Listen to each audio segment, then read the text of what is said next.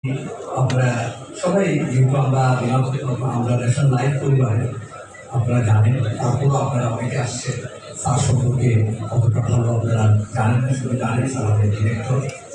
Sir হচ্ছে, আমরা যদি বলি, এই বাংলাদেশের একজন শিল্প উদ্যোক্তা এবং উনি হচ্ছেন বিজনেস আইকন।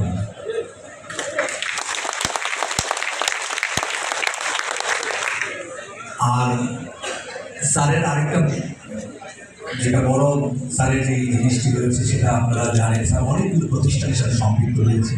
যেরকম আপনি একটু আগে আমাদের কয়েকজন বক্তা বলে গেছেন, বাংলাদেশের অনেক যেগুলো স্যারের যে উত্তরা গ্রুপের আন্ডারে যে উত্তরা মোটরস, সেখানে অনেক জিনিস আছে যেটা বাংলাদেশে স্যারের হাত ধরে আসছে, এই স্যারের গ্রুপের হাত ধরে আসছে।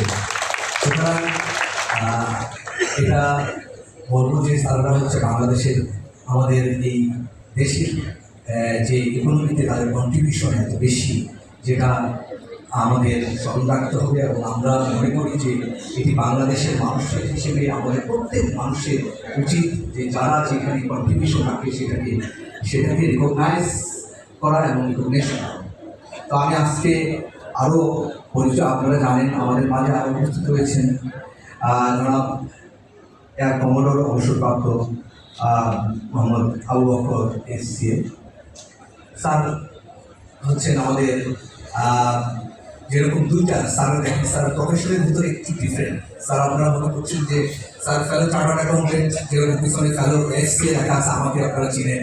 স্যার এসসিএ ফেলো চার্টার্ড অ্যাকাউন্টেন্ট, তার পাশাপাশি তার আরেকটা বড় পরিচয়, তার জীবনের ম্যাক্সিমাম সময় তার কেরিয়ারে ছিলেন হচ্ছে এয়ারফোর্সে, রাইট?